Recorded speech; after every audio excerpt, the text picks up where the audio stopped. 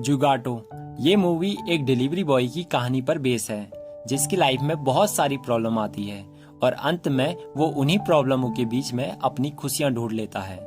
दरअसल कोरोना के कारण मानस की जॉब छिन चुकी थी जिस वजह से वो डिलीवरी बॉय का काम करता था। मानस की आर्थिक स्थिति भी अच्छी नहीं थी। पैसों की तंगी हमेशा लाइफ में बनी रहती थी। मानस के साथ उसकी बीवी, 2 बच्चे और उसकी माँ रहती थी। उसकी माँ की तबीयत भी बहुत खराब होती है।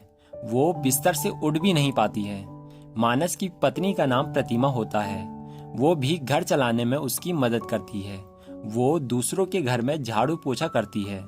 मानस उससे काम करने के लिए मना बोलता है पर वो काम करना चाहती है जिससे कि घर अच्छे से चल सके। मानस के फोन में जुगाटो का एक ऐप होता है। वही ऐप बताता है कि डिलीवरी कहाँ करनी है। उस ऐप में कस्टमर और डिलीवरी बॉय एक दूसरे को रेटिंग भी दे सकते थे और कस्टमर के साथ पिक लेने पर वो ऐप 10 रुपए ज्यादा भी देता था। अब मानस भी डिलीवरी देने के लिए चला जाता है। उसकी पहली डिलीवरी उसकी बेटी पूर्वी के स्कूल के प्रिंसिपल के वहाँ होती है। यहाँ मानस उन्हें बता देता है कि मेरी बेटी पूर्वी भी आप ही के स्कूल में पढ़ती है। प्रिंसिपल का पोता आयुष भी वहीं होता है जो पूर्वी का क्लासमेट होता है। प्रिंसिपल मानस को पैसे देता है और बाकी बचे पैसे रखने को बोलता है। इसी के साथ मानस वहाँ से आ जाता है। उनके घर पर एक लेडी आती है जो मानस की पत्नी प्रतिमा से बोलती है कि मैं एक लेडी को जानती हूँ जिसे मसाज करवाना है, क्या तुम ये काम करोगी? प्रतिमा पहले तो मना बोलती है फिर पैसों की तंगी के कारण मान जाती है। प्रतिमा उस लेडी की बहुत अच्छे से मसाज करती है। वो लेडी भी प्रतिमा के साथ बहुत ही फ्रैंक हो जाती है। फिर वो लेडी अपने पति की मसाज करने के लिए भी बोलती है। यहाँ पर प्रतिमा उस लेडी से साफ मना बोल देती है। मानस एक दुकान के बाहर बैठा होता है। तभी दुकान वाला उसे एक ऑर्डर कहीं पहुँचाने के लिए बोलता है। इसके बदले मानस को 15 रुपए मिलने वाले थे।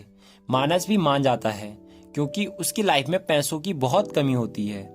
जब मानस डिलीवरी देकर आ रहा होता है तभी उससे एक दूसरे डिलीवरी बॉय हेल्प मांगता है। दरअसल उसका नाम असलम होता है, यानी वो एक मोमडन होता है और डिलीवरी किसी मंदिर से आया था जिस वजह से उसे मंदिर में जाने से डर लग रहा था। मानस को लेट हो रही थी पर उसके बहुत रिक्वेस्ट करने के बाद वो डिलीवरी देने के लिए तैयार हो जाता है। वहाँ से मानस को कुछ टिप भी मिलती है जिसे वो असलम को दे देता है, जिसके बाद असलम टिप में से कुछ पैसे उसे भी दे देता है। इसी चक्कर में मानस की एक डिलीवरी भी कैंसिल हो जाती है क्योंकि उसे पहुंचने में काफी देर हो गई थी। नाइट में मानस की बेटी पूर्वी उससे काफी नाराज हो जाती है क्योंकि प्रिंसिपल के पोते आयुष ने पूरे स्कूल में बता दिया था कि पूर्वी के पिताजी डिलीवरी बॉय हैं, जिस वजह से पूरे स्कूल वाले उसे चिढ़ा रहे थे। इस पर मानस कहता है कि खाना खिलाना तो पुणे का काम होता है और आज के बाद नहीं जाएंगे आपके प्रिंसिपल के घर। अगले दिन प्रतिमा जॉब ढूंढने के लिए निकल जाती है और उसे एक मॉल में क्लीनिंग का काम भी मिल जाता है। वहाँ नाइट का काम होता है पर वह इसे भी करने के लिए तैयार हो जाती है। इधर उनके बेटे के पाँव में चोट लग जाती है, जिसके बाद टीचर के कॉल करने पर मानस उसके स्कूल में आता है और उसे अपने साथ घर लेकर आता है, जिस वजह से उसका एक ऑर्डर भी कैंसिल हो जाता है। फिर आधे रास्ते में वो एक डिलीवरी देने के लिए जाता है। यहाँ वो कस्टमर के साथ सेल्फी भी खिंचवाता है ताकि उसे ज्यादा पैसे मिल सके। आगे जाकर उसका बेटा कुछ ऑर्डर कर देता है 30 रुपए का। उसे लगता है कि ये ऑर्डर उसके पिताजी को मिल जाएगा पर वो किसी और को मिल जाता है, जिसकी वजह से उसके पिताजी के 2 ऑर्डर का पैसा ऐसे ही चला जाता है। जब मानस घर आता है तो वह देखता है कि उसकी माँ ने बिस्तर गंदा कर दिया है, जिस वजह से वो उन्हें डायपर पहनने के लिए बोलता है। पर मानस की माँ को डायपर पहनना पसंद नहीं है और वो प्रतिमा से कहता है कि तुम मॉल में काम करने नहीं जाओगी। अगर तुम चली जाओगी तो माँ का ख्याल कौन रखेगा। इसी के साथ मानस फिर से काम के लिए निकल जाता है। जाते समय उससे एक बेरोजगार युवा बोलता है कि क्या सर साइकिल पर भी डिलीवरी कर सकते हैं। वो बहुत बार पूछता है पर मानस उसका जवाब नहीं देता। इस बात से पता चलता है कि बेरोजगारी कितनी बढ़ी हुई है। अब मानस को 20 पिज्जा का ऑर्डर मिला होता है। वो वहां देने के लिए जाता है तो वो लोग उससे कहते हैं कि हमने 2 ही पिज्जा मंगाए थे। जिसके बाद वो चेक करते हैं तो उन्हें पता चलता है कि गलती से 20 ऑर्डर हो गए थे। वो लोग मानस को 20 पिज्जा का पैसा देते हैं पर बहुत ही बदतमीजी से बातें करते हैं।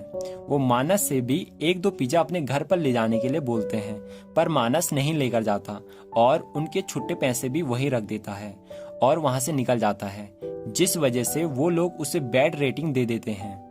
मानस एक दो डिलीवरी और करता है, पर बाद में उसका वो ऐप डिलीवरी एक्सेप्ट नहीं कर रहा था, जिससे वो काफी टेंशन में आ जाता है। वो अब डिलीवरी भी नहीं कर पा रहा था। घर में आकर उसे एक मैसेज आता है जिसमें उसे पता चलता है कि उसकी आईडी जुगाटो वालों ने ब्लॉक कर दी है, जिसके बाद वो काफी दुखी होता है और अपनी माँ की गोद में सर रखकर लेट जाता है।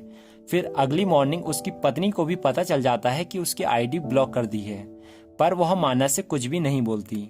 मानस भी काम का बहाना करके अगले दिन घर से निकल जाता है और उसे एक जगह पर छोटी सी नौकरी भी मिल जाती है, जिससे उसकी फैमिली का पेट तो भर ही सकता था।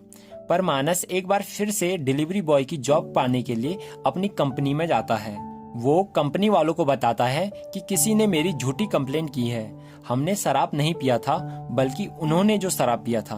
पर कंपनी वाले उसकी कोई भी मदद नहीं करते और उसको बुरा भला बोल देते हैं, जिसके बाद मानस वहां से गुस्से में निकल जाता है। घर जाते समय उसे एक साइबर कैफे दिखता है। वो वहां जाकर एक फॉर्म के बारे में पूछता है जिसका नाम होता है सुगम फॉर्म। उसे भरकर सरकारी नौकरी लग जाती थी। दरअसल ये सब मानस सपने में देखा करता था। उसे ऐसा लगता था कि कहीं ऐसा फॉर्म सच में तो नहीं है, पर ऐसा कोई भी फॉर्म नहीं होता है, जिससे वो काफी निराश होता है। तभी वो अपनी वाइफ के मैसेज देखता है जो मॉल में काम करने के लिए चली गई थी।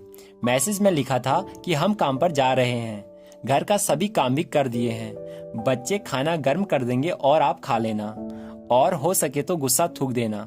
इसे सुनकर मानस काफी भावुक हो जाता है। वो घर में आकर घर के छोटे मोटे काम करता है, फिर बच्चों को सुलाकर अपनी वाइफ को लेने के लिए निकल जाता है।